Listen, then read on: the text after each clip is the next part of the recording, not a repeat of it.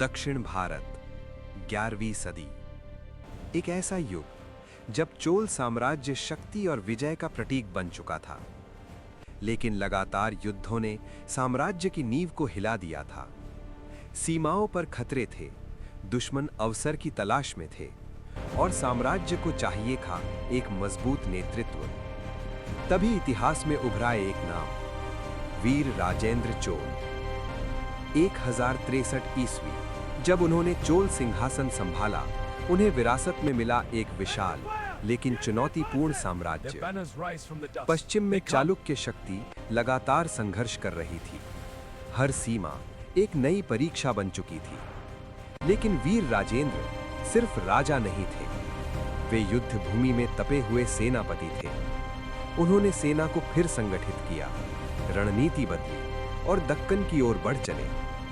उनके अभियान तेज थे, निर्णय साहसी थे और युद्धों में चोल शक्ति ने फिर से अपना प्रभुत्व स्थापित किया। दुश्मन पीछे हटने लगे और साम्राज्य ने फिर से सांस ली।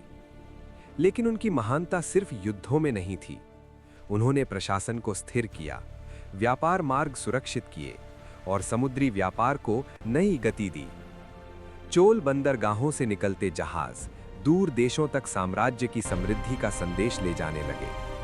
उनके शासन में तलवार और व्यवस्था एक साथ चले, सीमाएं सुरक्षित थीं और भीतर शांति लौट आई थी। 1070 ईस्वी जब उनका जीवन समाप्त हुआ, साम्राज्य कमजोर नहीं पड़ा, क्योंकि उन्होंने केवल युद्ध नहीं जीते थे, उन्होंने स्थिरता बनाई थी।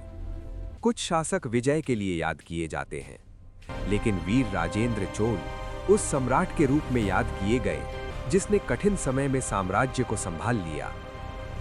चोल इतिहास में कई योद्धा आए, लेकिन जो साम्राज्य को टूटने से बचाए, वही सच्चा सम्राट कहलाता है।